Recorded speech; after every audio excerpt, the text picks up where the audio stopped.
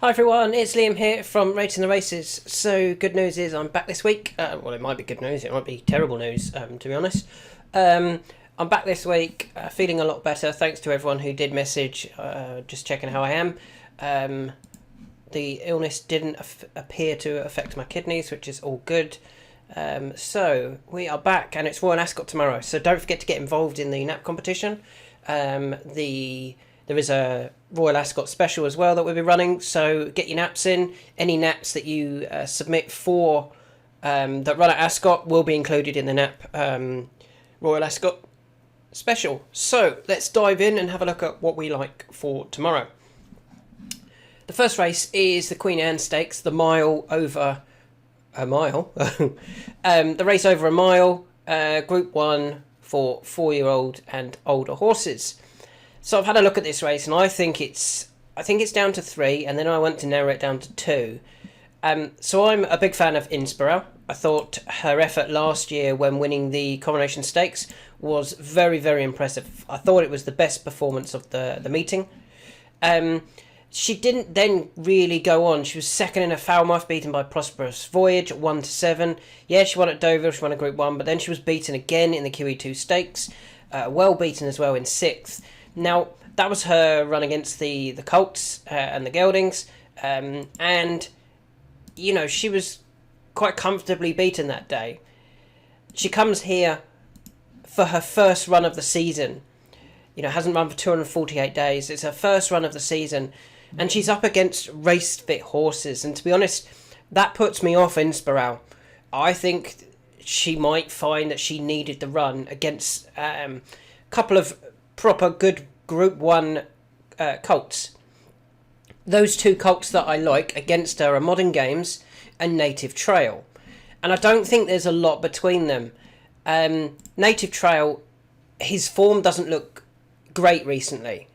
2-1-3-5-2, but if we have a look at those, his 2 was in a Guineas when he was just beaten by Corobus, who went on to win a Royal Ascot. He then won the Irish 2000 Guineas. He then stepped up to 1 mile 1 and 209 yards, and he ran a great race to just get beat by Verdani and Mishriff, beating Lord North well clear of Bay Bridge. Now, they are real proper Group 1 horses in that race. He then stepped up again to a mile and 2 for the Juddmonte, and I don't think he stayed the trip. I think the fact he went off 8-1 as well suggested they weren't sure if he was going to stay the trip. Okay, this season he's come back. He got beat in a Group 2 at Newmarket on May the 5th. It was his first run of the season. Okay, the winner also was having his first run of the season. But which one of those would have been fully wound up for a Group 2? Mutasabek, who had previously been beaten in a Group 2, had finished second in a Group 2, had finished third in a Group 3, second in a Group 2. You know, a Group 2 win for Mutasabek was a great result. A Group 2 win for Native Trail would have been like, meh, okay, he's won a Group 2, great. Now he's got to go and prove himself again in Group 1s. I just feel that he probably wouldn't have been wound up that day to the best of his ability. And Charlie Appleby was having a poor run. He's got his horses back into form, I think. A few winners recently, Majestic 1, Star of Mystery, By the Book, Siscani over in the Belmont Gold Cup even. You know, I think the form is now, I think he's got him back to running their best. And I think with that in mind, I like the Charlie Appleby horses. And I think the fact that I think Native Trail is a proper Group 1 horse, whereas Modern Games, he is a Group 1 horse, but I don't think there's a lot between them. And on that basis, if we then look at the prices, and we're getting 7-4, 15-8 about Modern Games, and you can get 7s, comfortably get 7s for Native Trail, I think that's the bet in the race. I think Native Trail, you could do it each way. I'd be disappointed if you finished out the 3. I like to do all of my bets to win, and I think the rest of them aren't good enough. I don't think Chindit, Mutasabek, Cash, Berkshire Shadow, Triple Time to Sale are good enough to challenge proper Group 1 horses. Mutasabek, okay, he beat Native Trail on his return, but as I said, I think he was probably aimed more at that Group 2 than Native Trail had been. Moving on to the 305. What should we call this? The Racing Twitter Coventry Stakes. And that's as much as about what I'm going to talk about in terms of the rubbish being discussed on Twitter. It's not rubbish, but just if you don't agree with something, just don't agree with it. Anyway, so who do I like in this race? I had a look through this race and I was quite keen on a couple, both trained in Ireland. I liked River Tiber and I liked Devious, and I noticed Devious has not been declared. Be interesting to see if that horse is declared later on in the week. My angle that I always like is looking at the races that they've run in and who previously ran in those races. So River Tiber made his debut on April the 22nd in a maiden. Last year won by Aesop's Fable. Now Aesop's Fable hasn't quite hit the heights, but was last seen running in a listed race, had run in listed, Group 1, Group 2. He's a Group 2 winner, subsequent Group 2 winner, winning at the Curragh, and, was rated 110. So the fact that they ran River Tiber in that race, they obviously, thought, okay, this could be the next one that we really like. River Tiber absolutely smashed on that day, won by 10 lengths. That's good. Then went to the Coolmore Stud Kellex race at Naas on May the 21st and won that race, beating Tourist, the other horse in the race with previous experience. And the last year's winner of that race was the Antarctic. Now, the Antarctic went to Royal Ascot, didn't win, he finished 7th, but has again proven himself to be probably better than that. He's won a Group 3 at Deauville, recently won a Group 3 back at Naas. He's a really good horse, and again, the fact that Aidan O'Brien decided to run River Tiber in that race, carrying the penalty, and was still too good for Tourist, I think that was really good form. I mean, Tourist had previously chased home Johannes Brahms, who was another Aidan O'Brien horse that could have been running here. I think they know that River Tiber is their best sprint 2-year-old, and I think he's going to take all of the beating here, personally. I think his form is very good. His races he's been running in is very good, and I think he'll come here and take all the beating, personally. He is priced accordingly, 7-4, 15-8. I think he's the best of the Irish, and I think he'll be the best of these, personally. Moving on to the 340, the King's Stand Stakes, and it's a sprint over 5 furlong for 3-year-old and older horses. And I'm kind of using the market here to guide me a little bit, because I quite like dramatised, but he's 6-7-1, even after winning the Temple Stakes on his return. Okay, maybe we could cramp that form a bit. I mean, Living the Dream, who was 3rd, is he a proper group horse? Maybe not. I mean, he won a handicap 2 runs before that.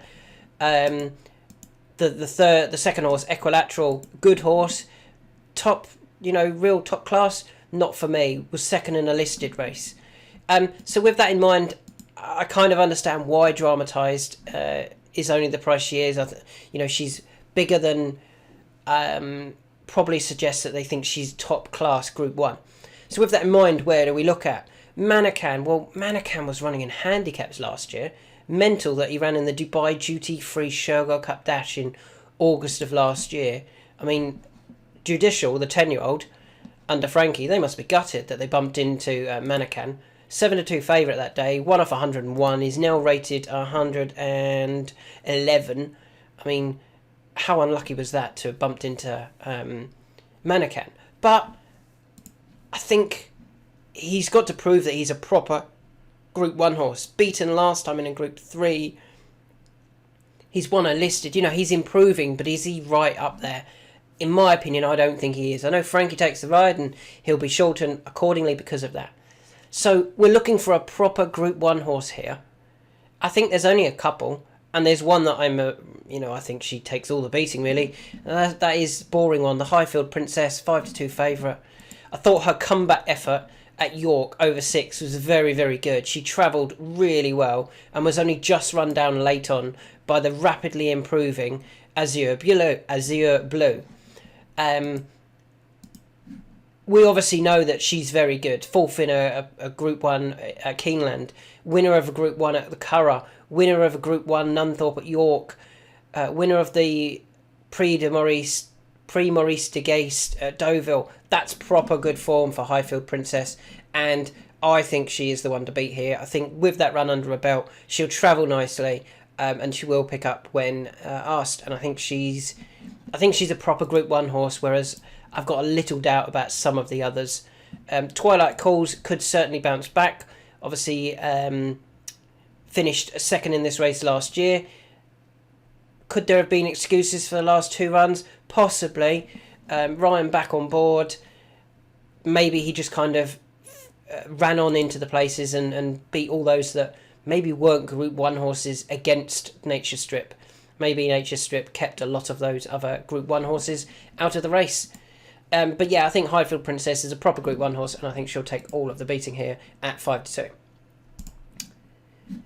Moving on to the 420, the St James's Palace Stakes, and we've got the 2 Guineas winners taking each other on here.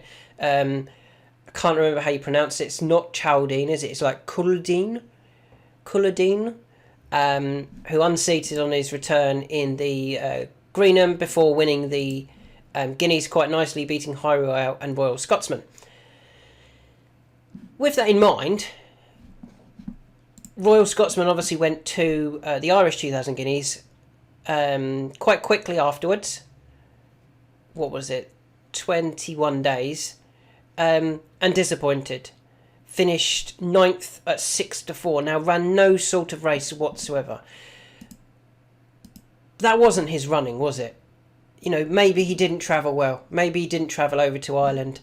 And the fact that Royal Scotsman went off 11-1 for the 2000 Guineas and for the English 2000 Guineas and 6-4 for the Irish 2000 Guineas, the fact that you can get Royal Scotsman at 14s for this race, where you're taking on the 2000 Guineas horses, one of those could bomb out. One of those could prove that actually they were just tuned to perfection. Or Royal Scotsman could still run a similar race and finish second and split those two. Royal Scotsman could easily be good enough to beat Paddington on his return. Now he's back in the UK. Now he's back on, British soil. And yeah, I just kind of think he's the bet in the race. I know it's only been 24 days. Chaldine, Paddington, clearly very good horses. Isaac Shelby, clearly very good. Yeah, I think Royal Scotsman could be quietly ridden here. And he's also got some Royal Ascot form. You know, he wasn't beaten that far last year in the Coventry. Stayed on towards the finish, over 6 in the Coventry. Okay, he probably needed further that day and he needs this mile trip. And I think the fact he's got Ascot form, as well as looking overpriced based on his effort when third to Culloden, I think he's the bet in the race. Royal Scotsman, personally. If I had to pick one of those two at the head of the market, who was going to win, I think I'd go Paddington. But we will see. Moving on to the 5 o'clock. The first big handicap, the Ascot Stakes, over 2 miles, 210 yards. It's a race that jumps trainers can certainly get involved, and we've got a short price favourite here for Willie Mullins in Bring on the Night, 2-1. Totally understand that. Second last year, not beaten far, beaten three quarters of a length by Coltrane. Coltrane was winning there off an effective 93 after taking into account Callum's claim. Coltrane last time out was winning a Group 3 race with a rating of 116. Coltrane was unbelievably well handicapped when he won that Ascot Stakes last year. And Bring on the Night was only beaten 3 quarters of a length, is up £7, £4 for that. Up £4. I mean, he could win this doing cartwheels, to be honest. But I want to take him on, and I want to take him on with a trainer that does have a good record in this race, in Ian Williams. So Ian Williams finished 5th in this race, or one of his horses finished 5th last year, Rashun, before actually finishing 2nd in the Ascot Stakes a few days later. In 2021, Ian Williams won the race with Rashun, beating Willie Mullins. In 2019, Ian Williams won the race again, beating a Willie Mullins horse with another Ian Williams horse back in 3rd. So it's a race that Ian actually does quite well in. And I think he could be the trainer to take Willie Mullins on. And he's kind of demonstrated that by entering 4. He's got East Asia, he's got Law of the Sea, he's got the Grand Vizier, and he's got Zinc White. And I'm going to choose 2 of those. And if you've read my blogs, you'll know exactly which 2 it's going to be. The first one, I think is way overpriced, to be honest, and I'm surprised, and I'm also pleased with a late jockey switch. So the surprise at the price is the Grand Vizier, which you can still get 33s. Let's just refresh that page, make sure that's still there. The Grand Vizier, you can still get 33 to 1. About a horse who won this race 4 years ago, off a £5 higher mark. Okay, it was 4 years ago. What's he got done since then? Well, he's been to Ascot twice since then, Royal Ascot twice since then. He finished 2nd in the Queen Alexandra Stakes, a conditions race, when rated 104, beaten a neck. He went off 11 to 4 that day. And then 2 years ago, he finished 3rd, beaten by Stratum and Calling the Wind in the Queen Alexandra Stakes, when he actually had a handicap mark that day of 105. Now, it wasn't a handicap, so his handicap mark was kind of irrelevant for that race, but it meant he wasn't able to get in this race. This race is a 0 to 100. So because for the last 2 years that he'd turned up at Royal Ascot, he's been rated 104 and 105, he wasn't able to run here. So it's not the fact that he just didn't run here and he's not good enough, and they felt he could only win the stakes race, the conditions race. It's that he couldn't get in here. And I'm very, very keen on him, to be honest. Let me just pause my video whilst I load 2 things.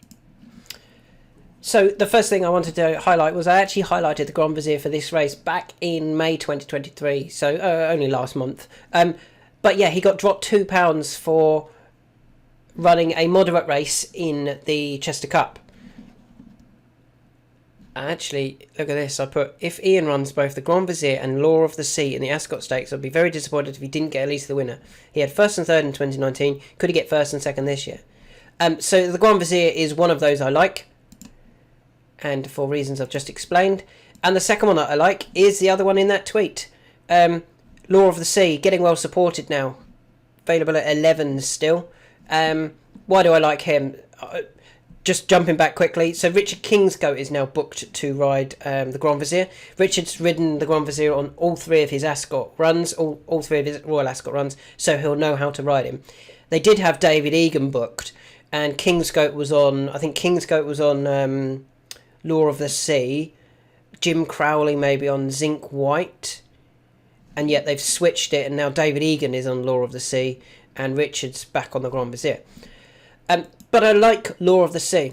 So Law of the Sea ran in the Chester Cup on his first run for Ian Williams after disappointing over at Meydan, but he'd previously shown some good form for John Gosden, including when finishing 5th in a Group 2 at the Queen's Vase in 2021. Dropped to a mark of 90. I thought he ran a really good race in that Chester Cup, despite being keen. He still finished really strongly.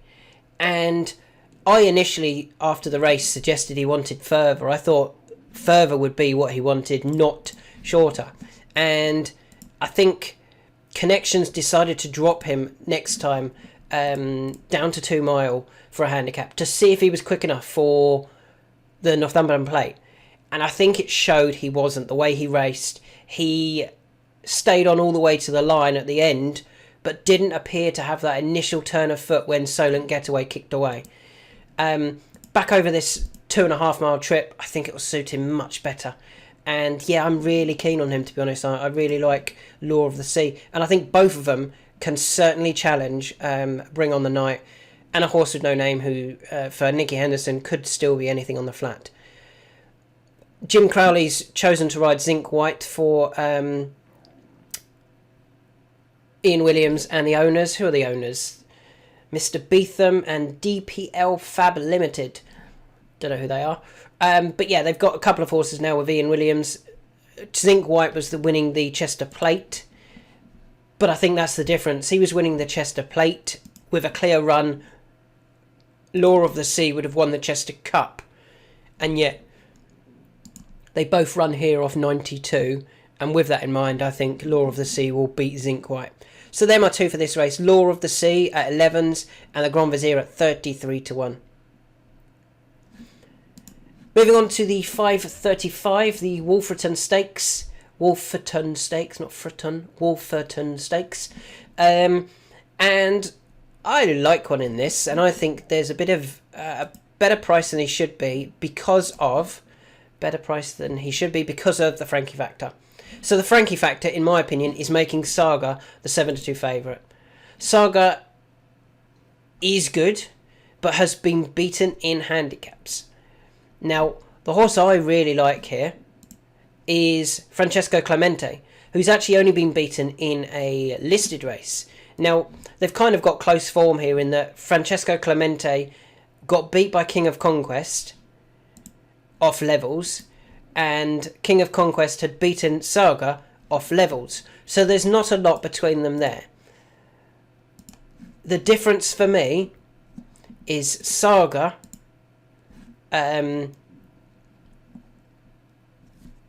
we kind of knew a lot more about. Saga's been around a little bit longer, has had 10 runs, knows how to race. Francesco Clemente looked like he badly needed the run still when finishing second to King of Conquest. I think with that run under his belt, if they reopposed him and King of Conquest, I fully expect him to beat him. And you can see that they're actually in the race against each other.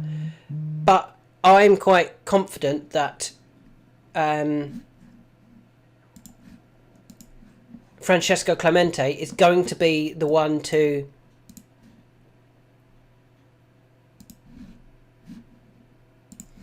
apologies for that. I had a live chat message and I was just answering that. I think Francesco Clemente is going to be the one to beat here. I think he could still progress into a very, very smart horse. And I think he's going to be better than listed company, which is what he's running in here, by the end of the season. So I like Francesco Clemente at 11-2. I think there's nothing between him and Saga, and the others I'm not as keen on with progression in mind. I think there's more to come from Francesco Clemente. Moving on to the final race, which is the Copper Horse Handicap over 1 mile 6. And who do I like here? Oh, I'm going to go for a big priced one here. And that horse, I think even might be the outsider of the field still. He is. All Right Sunshine. You've got to say it like that, with that. All Right Sunshine. At 66 to 1, not 80s, that's never going to be available. At 66 to 1 is who I'm going to select here. Why? Ran in this race last year. Finished 4th. Not beaten that far.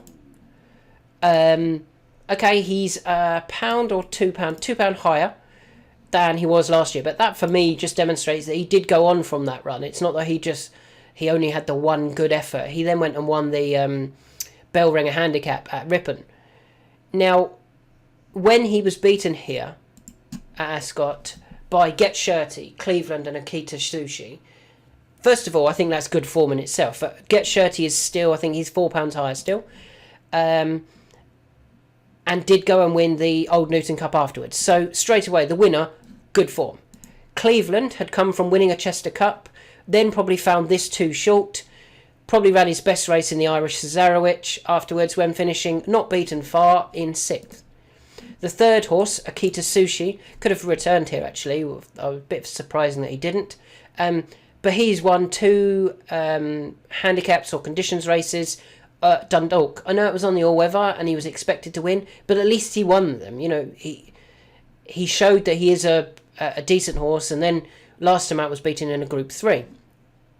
So with that in mind, I think the form was quite strong. And if you watch All Right Sunshine's run through the race last year, turning in, he was probably travelling best of all. And Billy Garrity's sitting there still quite quietly, not doing a lot, and doesn't quite get the run a couple of times. So he tries to dive inside first, and the route is blocked. He then tries to come outside, and he doesn't quite get through a gap that he needs. Then when he does get through the gap, he starts picking up really well, and him and Okita Sushi are going together and closing on Get Shirty in Cleveland. Just in the last half a furlong, All Right Sunshine runs into the back of Stoll, who's backtracking under Frankie Dettori, and that for me cost All Right Sunshine third, if not better, a better position than that. He may have even got up for second, because I think he was finishing really, really strongly. And I just think that he's overpriced based on that. I mean, at 66 to 1, I think he's worth a go, isn't he? That's a mental price for a horse who was fourth in it and didn't get the clearest of runs. You know, there's horses at the top here that could still be unexposed and improving, Vauban being the obvious one coming from champion hurdle form. But I'm going to take a chance on All Right Sunshine at a massive price here to get a clear run, hopefully be finishing strongly, and show that he's off the mark, that he can certainly go close off. And I'm hoping for a big run there. So they're my thoughts for Royal Ascot. I like Native Trail in the Queen Anne. I think he's a better price than Modern Games, who I don't think there's a lot between them. I think River Tiber takes all of the beating in the Coventry.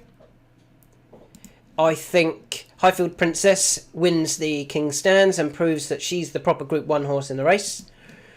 I think Royal Scotsman is a good bet in the St James's Palace, purely on his running with Coldine, and I think you can forget last time out. I think that was just a no-show.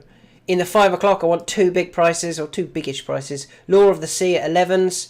Hopefully got on that earlier when he was bigger. And the Grand Vizier at 33s. The Wolverton, I think Francesco Clemente takes all the beating. Had that fitness run, should go well. And in the final race, I'm going to take the outside of the field, All Right Sunshine, to get a clear run and hopefully go really close. Thanks for listening. We'll be back again tomorrow for day 2s.